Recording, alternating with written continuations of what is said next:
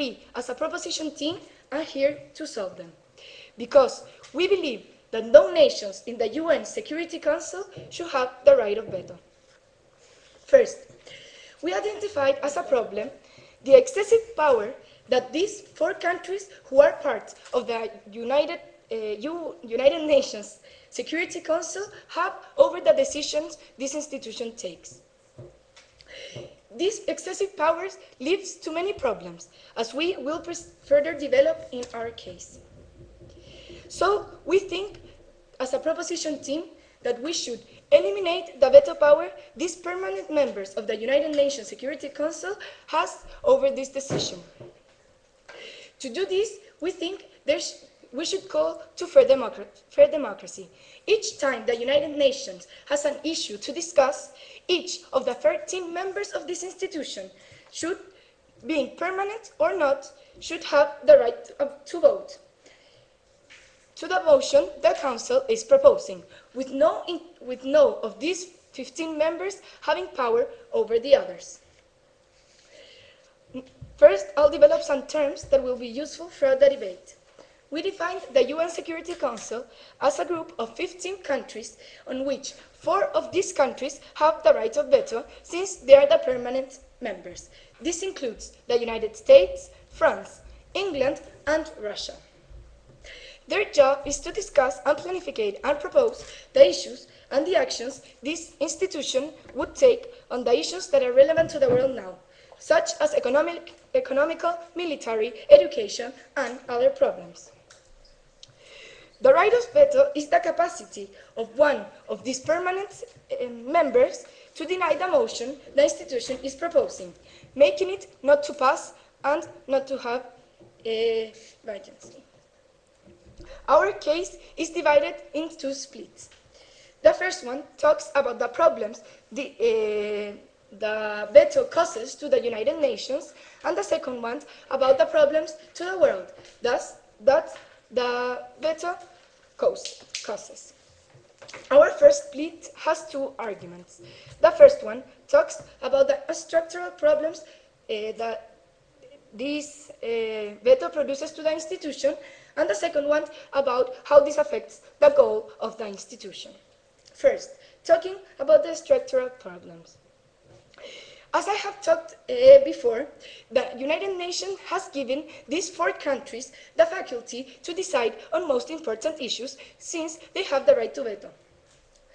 These 4 countries were designed after the Second World War ended. These were the 4 countries that won the war. So they, at that time, in 1945, have most influence on the other countries. But do you really think that these 4 countries are the countries that now, 2012, have most influence in the world? Well, let me tell you that they don't. Let's take the simple example of Germany. Germany lost the war. Germany was devastated by the war. At that time, they couldn't decide on important issues. But today, Germany is one of the countries in the world that has most influence against others, that has a stronger economical system, and that it could have more faculty than these 4 countries to take these decisions. This also includes China, another potence that at that time didn't have no rights, no powers, since it wasn't important, but nowadays can have a say on those important issues. This faculty of these 4 countries makes a lack of democracy on this Security Council. When a decision is taken and 14 of the members vote yes, for example, and one of these 4 members vote no, we're taking a 14 versus 1, that at the end it's not democratical, that at the end it's giving an excess of power, as I presented on my problem, to this country. So, now moving on to our second argument, which talks about the goals. The United Nations, as the biggest international institution in the world, has a lot of goals, a lot of things to achieve, like solve problems in education, hunger, poverty, human rights, women's rights. By giving the faculty to these 4 countries to have the final say, to have make the last decision on these important issues that are the type of decisions that the UN makes, we are giving the UN the impossibility to fulfill its goals. Since if 14 countries vote yes, as I said before, and this only one country votes no, the UN can't take and derive this decision. Yes. Don't you think that if one of these countries say no, it's because they went through this situation and they have experience of this with the difference of any How can other you country prove and that the it's other? that it's for the benefit of most of the population, that it's of the benefit for the country that's taking this decision? I won't expand on this because it will be further explained in our second argument. But you can't really prove that he's doing from his own right. You're giving him a very big power, the faculty to change a decision, to make a change that has an influence on most of the world. No, thank you. So, if we're talking about a country that can have a vote, that can deny a whole motion, a whole proposal from the United Nations, at the end we have a lack of agreement. Because if the members of the UN Security Council can't get to an agreement, they can't solve the problems, so they can't reach the goal. So at the end, the United Nations, it's impossibilitated in some cases to fulfill its goal. And why it's important for the United Nations to fulfill its goal, why it's important for them to make the right decisions and the important decisions in these important matters, because as I've explained at the beginning of my speech, the UN is the most important institution in the world. It has most of the world's countries in it, and it has a lot of credibility. And if we're giving him the impossibility to fulfill its goals, they're at the end losing their credibility. People may not want to participate in them because they won't be given what they want. Because for one country that doesn't agree on helping him or helping or taking an important decision, the people are not thinking of the credibility of the participant the United Nations is giving to them. So, what I have done so far is I've explained what is our stance in this motion, that we as a proposition team believe that the veto creates a lot of problems for the international institution, an international institution that has a lot of incidence on the actual world. And because I have explained to you which problems the veto produces on the UN as the structural problems for them as an institution, and the goal and the problems for the goals this institution has to reach, we beg to propose.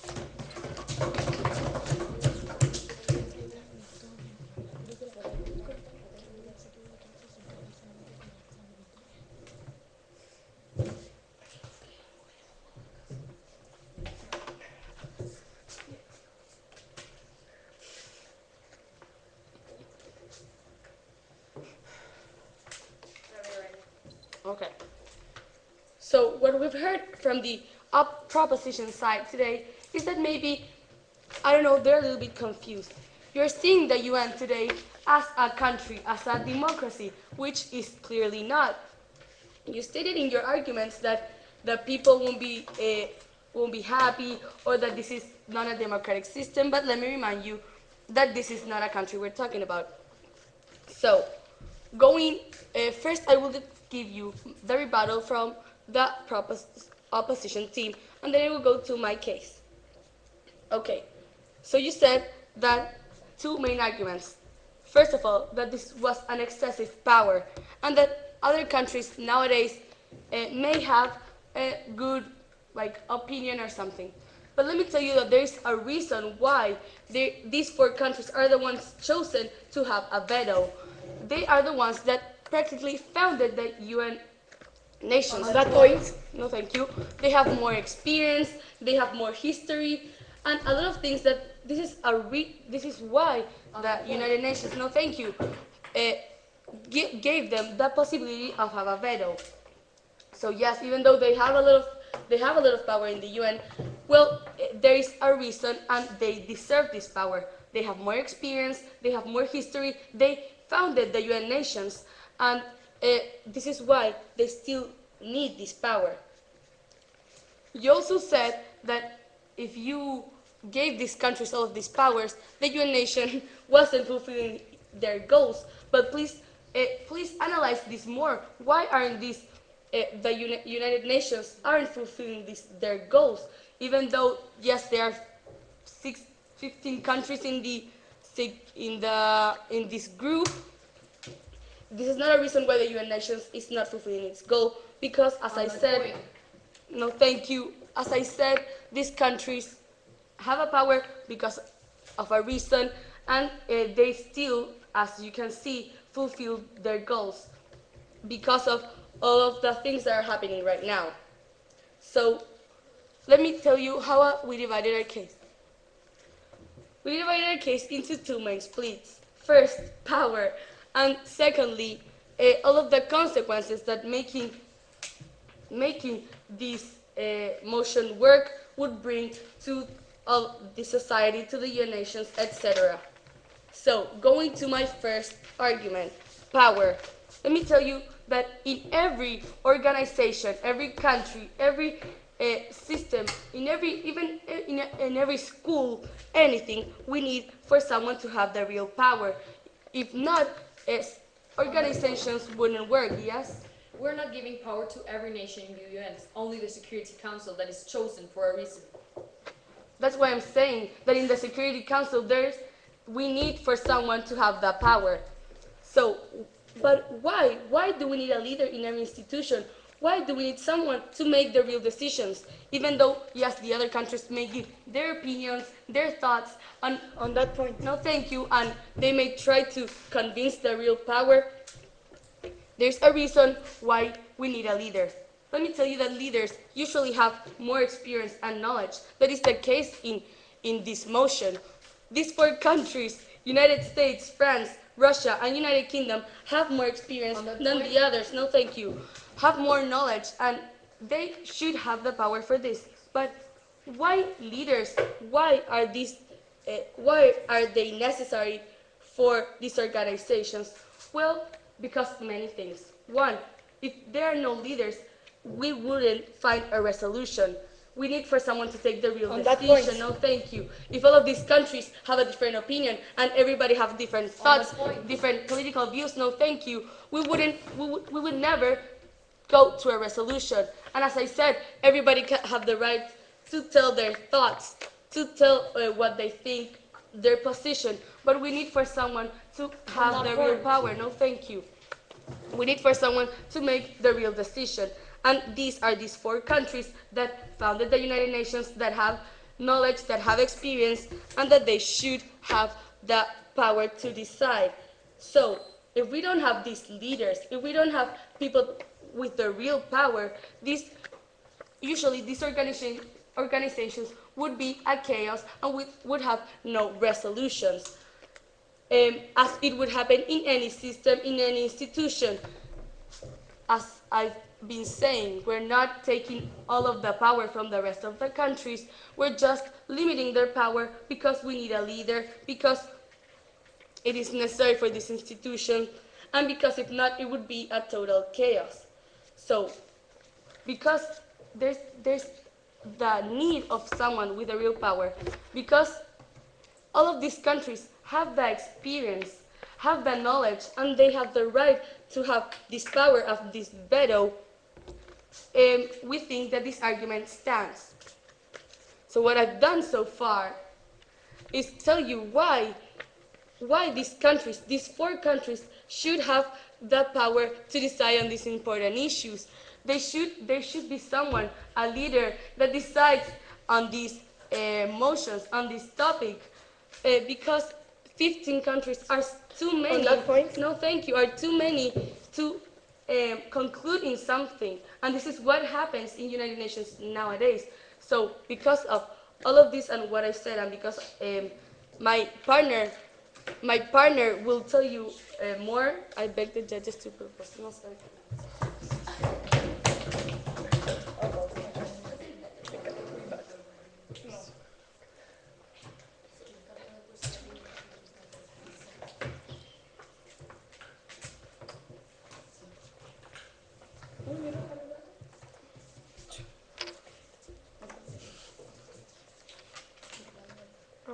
Can I? Ladies and gentlemen, Today, the only thing that we heard from Team Opposition is that we need leaders, that leaders are so important to us. And they also mentioned how democracy shouldn't be applied in the UN because it's not a country. Hello, my name is Juanita Silva, and I stand today for Team Proposition, and I will tell you why we believe that the right of veto for these 4 members of the UN Security Council should not happen and should be abolished now. So to start, I would like to refer to what Team Opposition said to our arguments. We talked about the problems that having this right of veto causes for the UN, and first of all, we talked about the structural problems that it has, how we have a lack of democracy, and it was also shown why we need this democracy. But let me tell you this again, because it was clearly not understood by Team Opposition today. Why democracy is important? Why do we choose to have democracy right now? Because it has been proven that not only for countries, but for most institutions, it's the best way of deciding. It's the system that takes the better decisions. So why not having it completely in the UN if it's such an important institution? But we also talked about how we cannot give faculty to these 4 countries because they proved to be an important country many years ago when they won World War II. Ladies and gentlemen, these countries do not have the same influence in the world today. They are not as important, even though they might be historically and have a lot of experience, which they overly repeated during their speeches. That does not prove anything. Why having more experience means that you will have, no thank you, that you will make better decisions. Why being a more historical country means that you will take better decisions. We would like to hear that today. But what we're proposing today is that no one should have the right of veto. Even if we have a country that has a great economy and that makes great decisions, they can become a member of the Security Council of the UN, but nobody should have the right of veto, because the right of veto goes against democracy, and we as a team propose today that democracy is the only and better way of taking the best decisions. So, now going to our second argument. We talked about the goals that the UN have. We talked to you about the expectations that members of the UN have in this institution, why we become a part of this institution. And a very important part is what is made by the UN Security Council. They're the ones that actually decide on intervening military in some countries of conflict, such as Syria, such as all the countries that we have seen during history after the UN was made.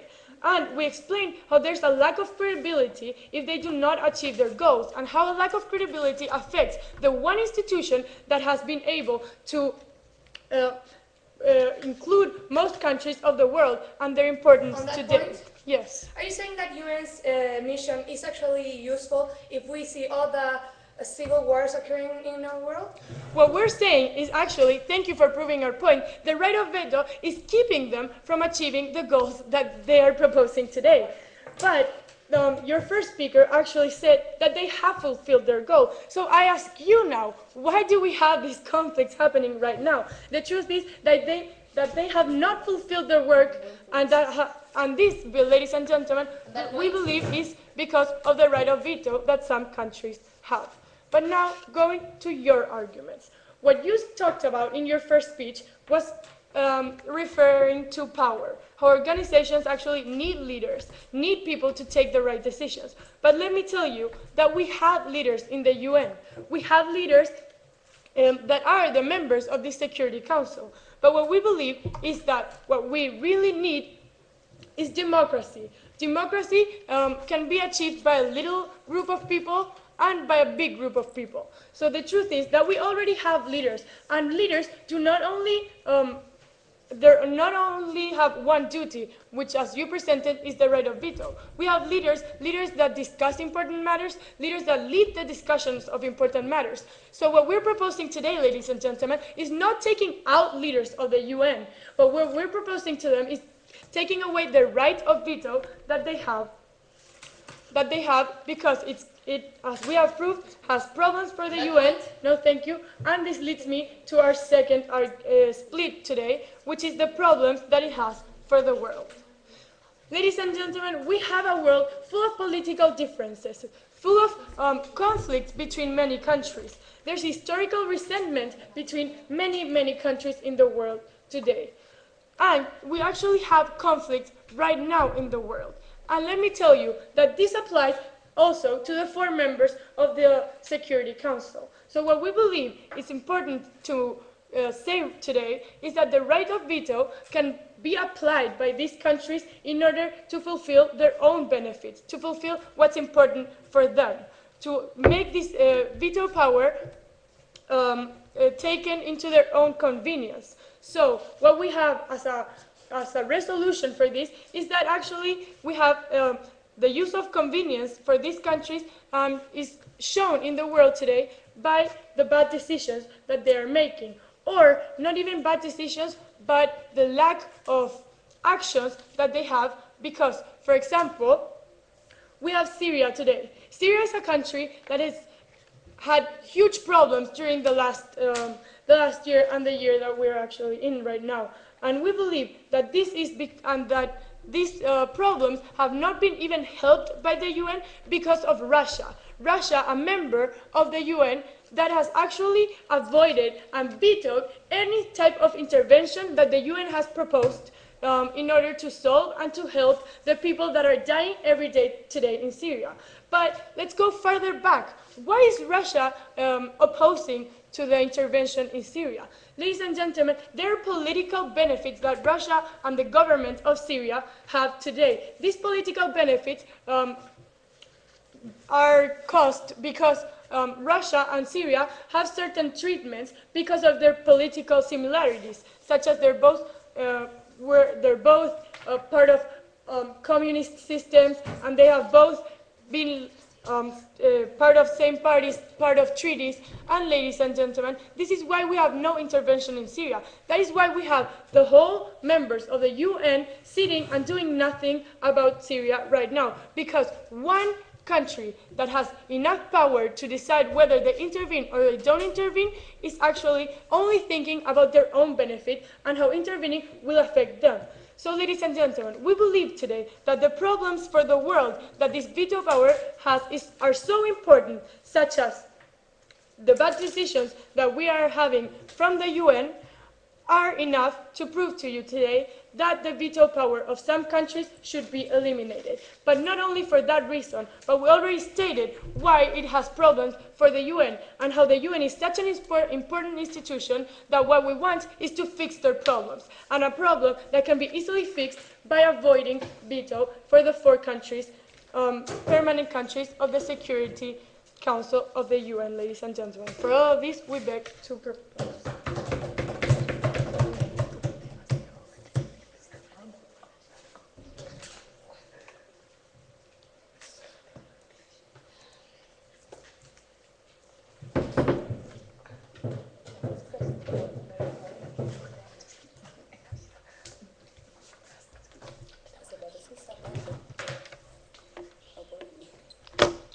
We want to prevent other problems. That's what we heard from the proposition team.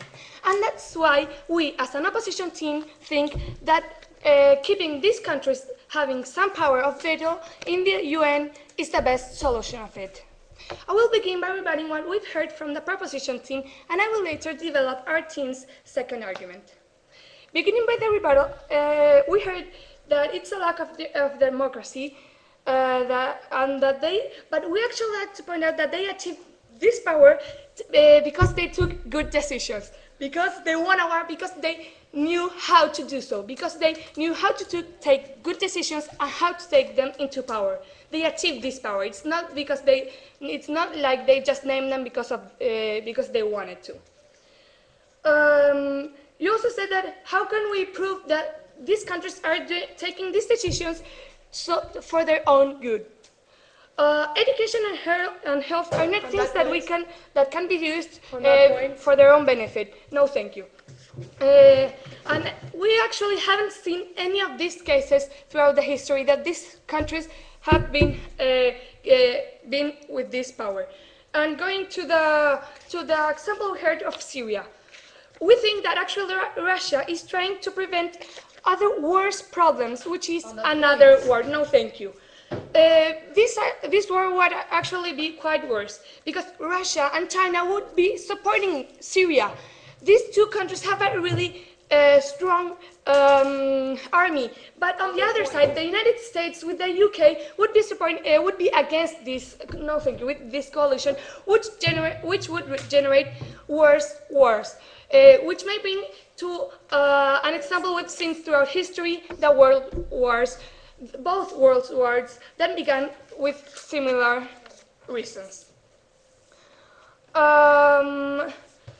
And as I was saying, we haven't seen these cases that they are actually doing for their own good. I showed you why Syria is not the correct example and that Russia, by taking this decision, is actually preventing worse problems. That point? No, thank you. You also said that nobody should have the right to veto some motion, but we actually think they do. Do we really want an undeveloped country who hadn't gone through any real problem, any big problem, and they don't have theirs solved? Do we really want them to taking the same decisions? No, thank you. And their arguments and their elections to have the same weight as the United States, as the United Kingdom, as Russia, who have a really big history, who have gone through a lot of wars, of problems, and they've actually solved them in a good way. No, thank you. We may have been misunderstood with the point of information, but we would actually like to say that the United Nations are actually being useful, and their one main goal has been prevented through all the years of existence. Have we seen another world war since their existence? That is their main goal, to keep peace worldwide, to prevent another world war. No, thank you both. They may be actual wars, as the Syria example, but we actually saw last year in Libya that the UN interfered this and they solved this problem too. We're seeing all the the Arab Spring, and most of these problems have been solved. We have just one big problem, which is Syria, that haven't been solved, but this organization haven't been able to interfere because of the severe effects this may bring, being it pointed out by Russia. No, thank you. So that's why we prove that this haven't been used for the convenience of any country, not being valid, the argument they actually showed. Now going to our second and last team's argument, which is the consequences taking this decision of abolishing this right would bring. We would actually like to begin. These countries have the power, they have the economical power, the army power, and even though we've heard they might have lost it through the years, we actually think they still have it. No, thank you. We see that the United States has a really big economic power. When they got into a crisis, the whole world came into this crisis. They have a really big army, which has been controlling and has the power to control a lot of countries through the world. They have been in a lot of parallel wars, they're not being affected by it severely. So then countries, if these countries feel they get offended by this, we can get actually much worse effects. No, thank you. They must just get, oh yeah, they don't want me here, I will just go, because they are not able to sustain themselves just right now as they are. This would create a huge disstability in this system. And this would create worse effects on this than the ones they are actually trying to solve. For example, the Syria one. This would bring real severe wars because, as we've already said, these countries have really big armies. They have a really big power on them.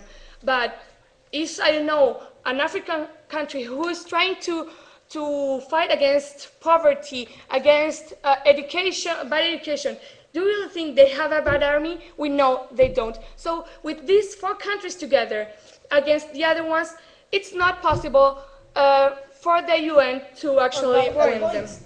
No, thank you.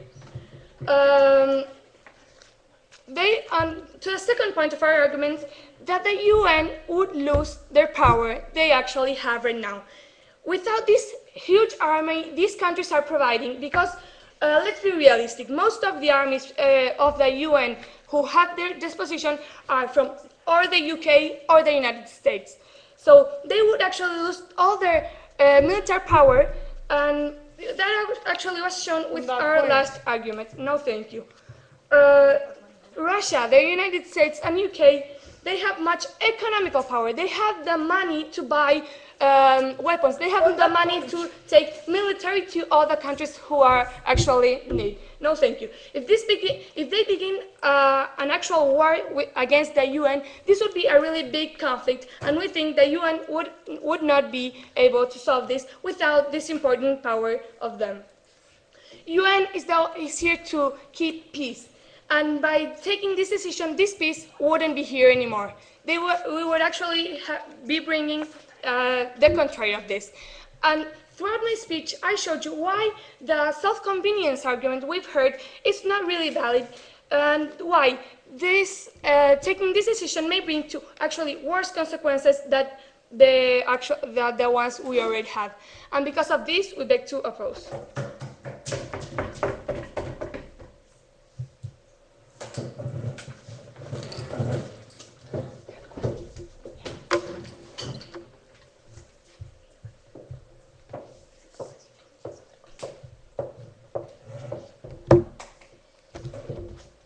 The proposition has said several times that because these countries have the money, have the military experience, the military forces, the experience, the historical experience, they have more power than others. We are here as a proposition team to state that this is not true. Nowadays, countries have different powers because of their economy, because of their politics, and because of this, no country should have power over the others in making decisions that will affect the entire world. Good afternoon, ladies and gentlemen. My name is Teresita Santa Cruz, and I'm the third speaker for the proposition team. Today, through 3 clashes that I developed, I will show how my team's, the proposition team's arguments do stand, and how the opposition's arguments and rebuttals do not. The 3 clashes I have are, first, power, second, consequences, and finally, democracy. I will start with power. The first argument that the proposition gave, according to this issue, was that we need a leader to take the decisions. We need a person that has more power over the others. But, ladies and gentlemen, we already have leaders, as my teammate developed. We already have the Security Council to make these decisions, to have this more power. And the Security Council does not only involve the permanent members, ladies and gentlemen. Just a second. It also includes the non-permanent members. Yes? On the beginning of your speech, you said that you didn't want any country to have more power over the other ones. Isn't that denying what your second speaker said, that you don't want to eliminate leaders, that you just want to take the vetoes? I'm not and what is their leadership is going to consist about if they have no power over I understand your point. I didn't say that no country has complete power over the other. I said that they have no power over the decisions that will affect every single one of them. If one country has more power economically, I won't deny it. There are more countries that are more powerful in economy, in military, but they have no more power when it comes to the Security Council. Then we said, well, we already have leaders, and we do not need a one-person leader. If we needed that so badly, wouldn't we have a president of the world? That would be ridiculous, ladies and gentlemen, because today the world needs the participation of more than a couple of countries. Then they talked about how these countries have the military power, have the experience, but there are other countries first that have this experience, that have also military power, and even if the members of the Security Council had this power, why would this give them the faculty to make decisions over the others? Why would this give them the faculty to say no to a motion proposed by the other members? I don't really understand the link between these 2 things. Also, the real power they have right now, it's veto, and that power is not legitimate according to what we have said, and we have clearly stated and had given proof about. Then in this, no, thank you. Then we talked about the problem we stated as the proposition, how this power is excessive. You said it was not excessive because these countries have earned it. Maybe in 1945 these countries were more powerful than others, but but they I will repeat, were the most powerful. They were the ones that had hegemony over the others, but no longer, ladies and gentlemen. We have other countries that have the same power and that shouldn't be ignored in the Security Council because these countries have the veto power. No, thank you. Then we talked about the goals, how this veto power is undermining the power of achievement of the UN.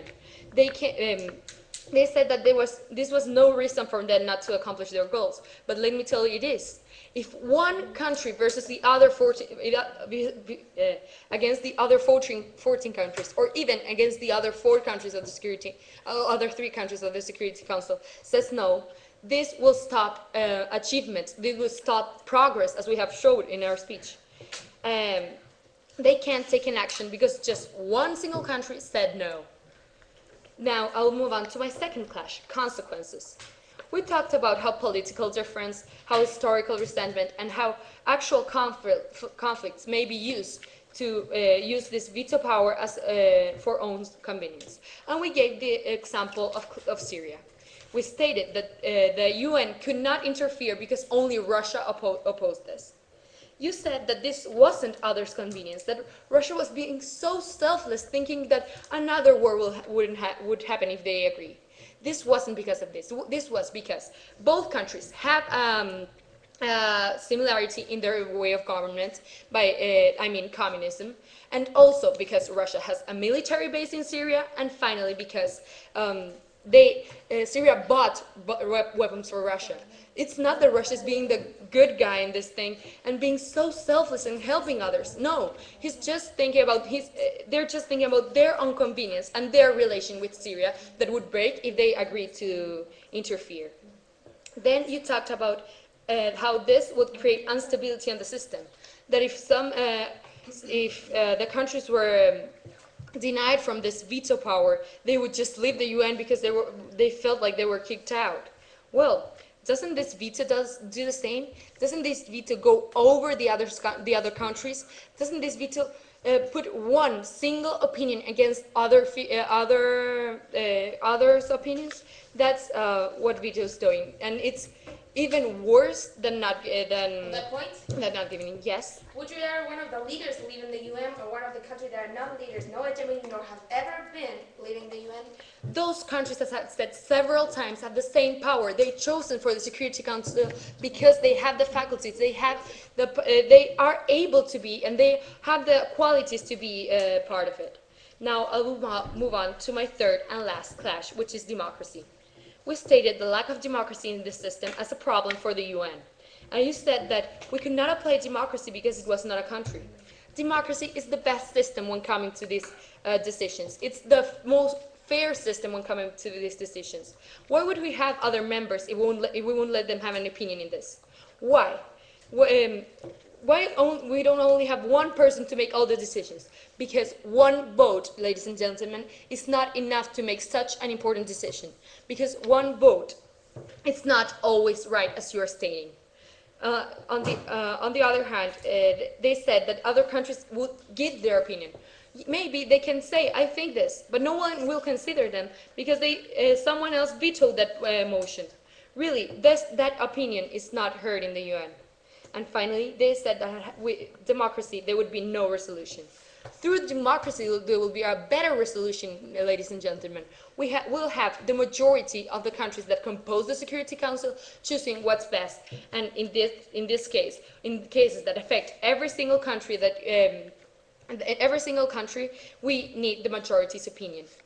And ladies and gentlemen, because we believe in a fair system, in good decisions that are not biased but factors that will bring worse consequences to the world, and because we believe that the veto power is too excessive for a few group of countries to have and have the power over the world's over the world situation, we beg to propose. Thank you very much.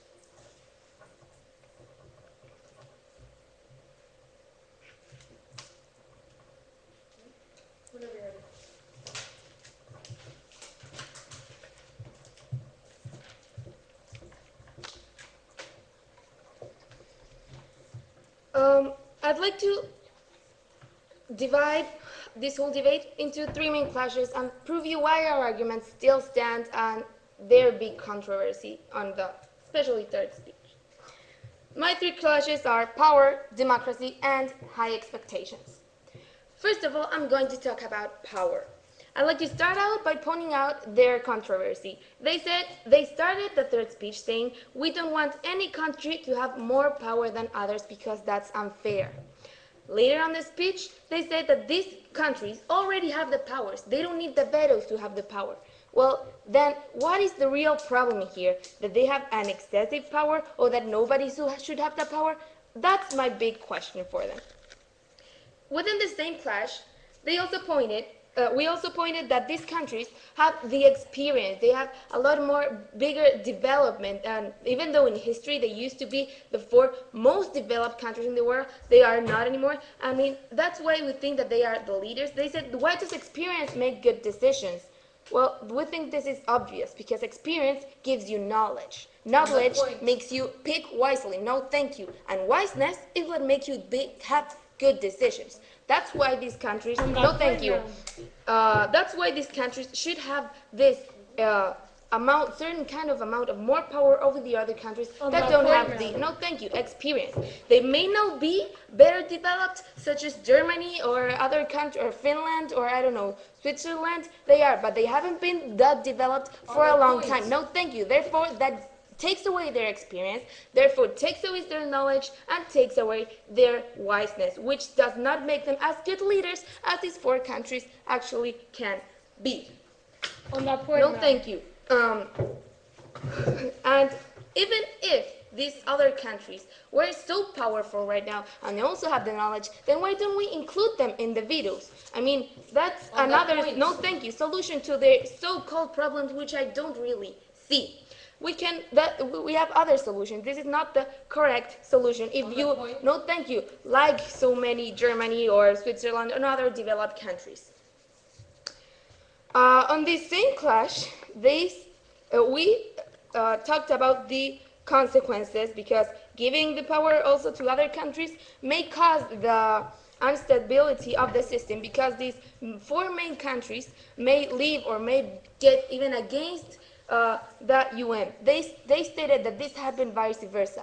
Well, I'd like to put in order our priorities. If these four leaders with knowledge, if these four leaders with experience and huge development, no thank you, are going to leave the UN or are going to create controversy in the UN, this could lead us to a much huger problem. No thank you. Why? Because countries like the United States, like France, like Great Britain, these countries have a lot more power, not just within the UN. These countries have power of growth. These countries have power of interfering in other countries' conflicts. These countries have the power of doing what they want. What happened, for example, in economy? What happened? You may say that they're in the same levels because, for example, Nike company is part of the United States, but their factory may be in another Asian country. But what happens if that Asian country just broke the fabric? The UN just get another country and still has Nike. But what happens if Nike decides to move this? Then that factory is going to break. But not because this factory is broke. This will affect the UN. This is exactly what we think that may happen within the UN because this country already have a huge power. So I'd like to, no thank you, order out our priorities. After all, they're the one who created it. And if you don't give the power because you create something, no thank you, then I'm not sure what other thing can be actually more important. No thank you within this. But also, through our debate, we've talked a lot about democracy. They say of how much they really want a fair democracy because democracy is a really big political system. It's a really good and useful political system. Well, we think that, first of all, this is different because in a country, that's where you can use actually democracy because in these countries, you have to take the vote of all of these people to create the decision that's going to directly affect them, which is not, no thank you, the point in this institution. Why? Because, for example, if Germany is not, for example, Germany is not has not the same opinion that the United States in some subject. These are international subjects, so it doesn't really affect them. On that point. No, thank you. And we'd also like to point out that within democracy, democracy also has leaders, and these leaders also have more power. That's On why, that point. no, thank you. The On that president, no, point. thank you, and the ministers actually are the one who takes the biggest decisions. They're not going to have referendums every sovereignty referendums every time they actually want to take a decision. The leaders have more power than the rest, and this is exactly what happens. And the UN, you also pointed out that you didn't want to eliminate the leaders, you just wanted to eliminate their power in the vetoes. When what does it going to make these leaders if they don't have more power? I mean, that's what leadership is about, having the power. And why do you have the power? No, thank you, because you have the knowledge, because you have the wiseness to take better decisions. Moving on to my third clash, which is about high expectations. But before this, I'd like to ask if the proposition team has any questions. Yes. What huge development and great economy are you talking about when you refer to Russia, for example? Russia has actually a great, I mean, not all, excuse me, what was your point? You were talking about they have this huge power, and it's beneficial to have these countries and there. now I get because your they have- point. They do have an excessive power because what happens in Syria, for example, because you wanted to talk about Syria actually, they said that this is not good because just because Russia opposed to interfering in Syria, and then all of the other countries didn't interfere in Syria, we actually think that this is better because if Russia hadn't done that and they would have actually interfered in Syria, Russia has a lot of military power, so this would have created a huge, no thank you, war. This would have actually created, because the United States would have interfered in Syria, Russia would have too, and this could even create a third world war. And this is not what we want about. Moving on with my third class, which was about high expectation, and this has actually everything to do about what I was just saying.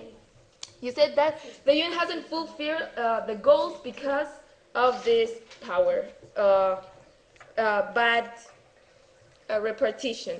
Where actually I'd like to ask you, what kind of goals are you actually talking about? Because they have prevented a lot of world wars. They have prevented a lot of conflicts. I mean, after all, this is an organization. They do have short-term goals, but they can't do miracles. Of course, Syria is going to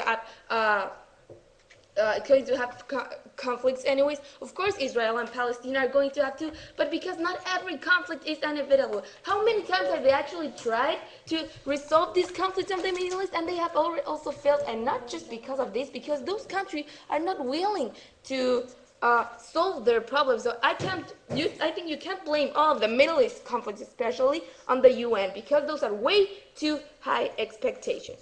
What I've done through my speech, it proved you why our case still stands. We're talking about power, democracy, and high expectations, which is what this whole debate actually turns out to. This is why I bet the judges to oppose. Thank you very much.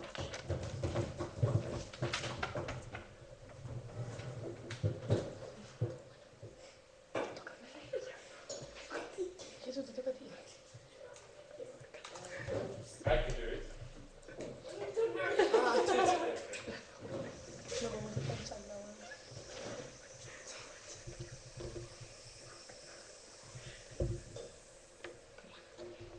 Whenever you're ready. Okay. So, good afternoon again. First, in my speech, I will summarize the entire debate into main questions. First, are the consequences of applying these too big to take the risk? Well, yes. Let me remind you that United States and United Kingdom and the rest of the countries are still powerful.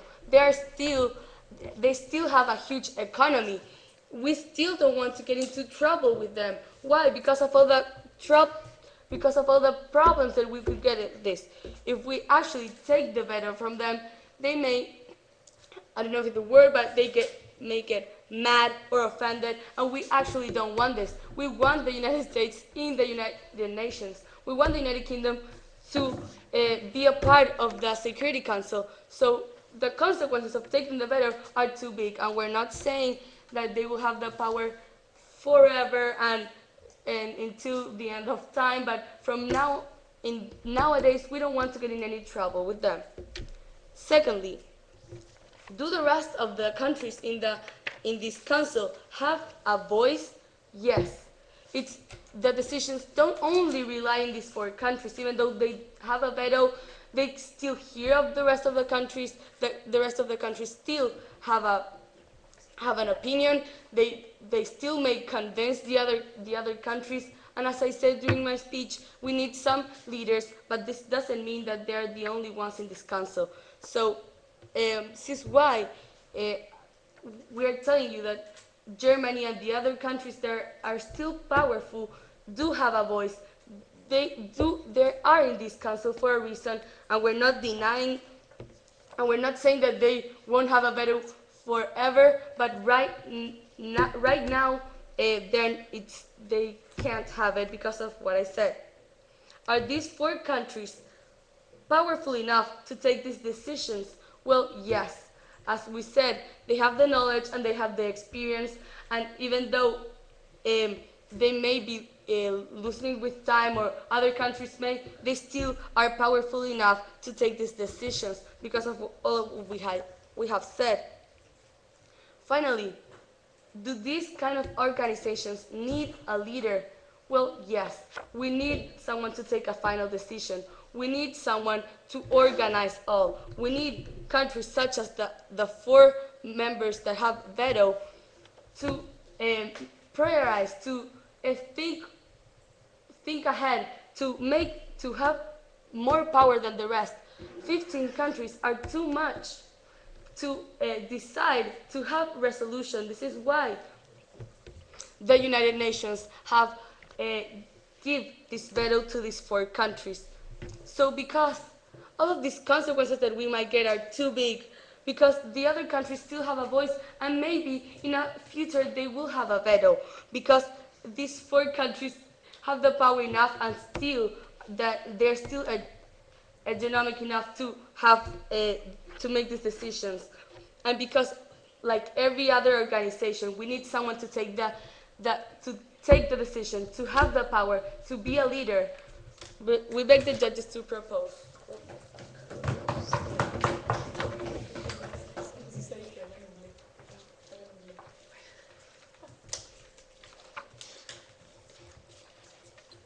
Ladies and gentlemen, before I start with my substantial speech, I would like to point out one important fact that was just brought up by the opposition team, that talked about one of the consequences of veto, of taking away the veto, and talked about how we don't want trouble with these four nations because they're so powerful and they might get mad. So just to clarify, first of all, they cannot prove that they will get mad or disappointed and do something about it. But second of all, not because they can eventually get mad because of the veto, we should accept all the bad consequences that we have proven that the veto brings today.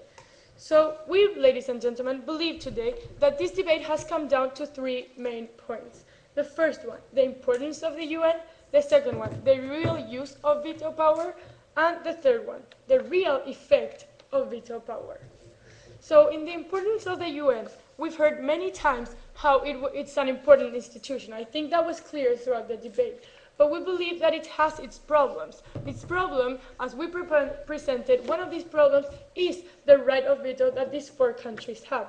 And we believe that one way that the UN can get better and actually achieve the goals that they have is taking away this veto power, so we can achieve a democracy that has been proven to be a system that works correctly and that works the best way. But not even, the UN isn't important just because of that. We believe that the UN is important because it works nowadays. And nowadays, we believe that these four powers aren't the same as they were back when they won Second World War. They talked about how the history of these countries is so important, but let me talk to you about the US. The US was a colony, a much younger country than many other countries from the old continent, Europe. So actually that whole point of history isn't so important as we heard. And they weren't able to even prove that being a more old country and having more experience actually gave you the right to have more power in this institution. But not even that. The other fault that they have today is that they presented these countries to be very, very powerful as they were before. By asking my point of information, what development and huge economical benefits do we find in Russia? This was obviously not well addressed by the opposition today. So now going to the real use of veto. We presented the case of Syria in which Russia decided to use the veto power for their own benefits. And yes, ladies and gentlemen, it was because of that. And it has happened before. And we believe that avoiding this veto power is preventing from these bad decisions to happen again. We don't want countries having the power to decide a yes or no issue because it's convenient for them. We believe that democracy is the best way to deciding what's important or what's not important. And the last point of importance in this debate is the real effect of veto. Ladies and gentlemen, we believe that it grants excessive power to the leaders, abuse of power that causes many problems in the world. And maybe it doesn't cause a problem, but it stops the problem from being solved. And that's what we believe is important today. Veto power, ladies and gentlemen, is not being beneficial for the world, nor is it being beneficial for the UN. And you talked about the leaders, how we need leaders in the world. But we already stated that leaders do not only decide on important issues such as a yes or no or have a veto. Leaders are so much more than that, and that is what we believe that the opposition team has failed to understand today. Leaders discuss, leaders bring people together. Leaders may have bigger influence, but that doesn't mean that they should have more power in deciding the end of issues. So, ladies and gentlemen, because of the importance of the UN, because the real use of veto isn't being beneficial, and because the real effect of veto isn't being beneficial as well, we today stand as a proposition and tell you that we should abolish veto for these 4 countries. Thank you very much. I thank both teams for this round of debate and invite them to cross the floor, shake hands, and then meet outside for general comments.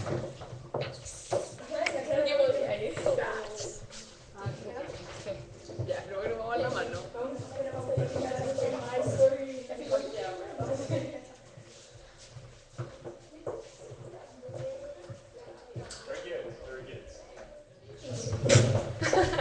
Okay, so you're all comfortable speakers. I'm not gonna give you all the things you did well. So I'm gonna give you a bit of things to think about for debates in the future.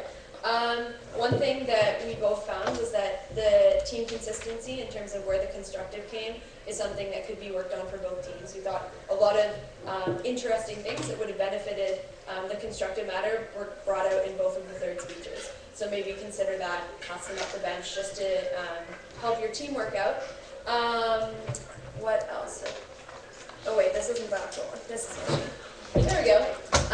Oh yeah, there were a couple of case shifts for both teams. So just make sure you clarify your stance on certain issues, so you don't have the side trying to clarify it for you and moving it around.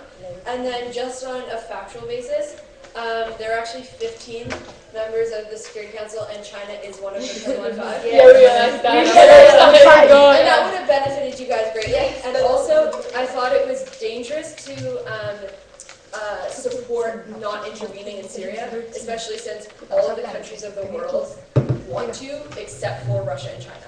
So it was kind of, you were lucky that you weren't called on it, but had you been facing a team that wanted to jump on the fact that Syria is a huge humanitarian issue, then it would have been a problem.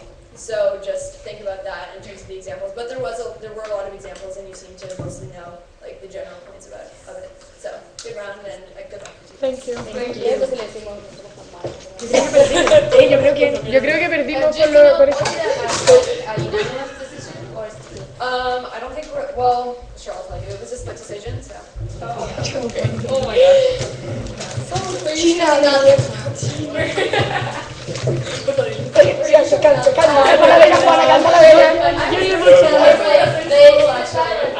They're obviously friends, and that's tough, definitely. We've never competed against each other.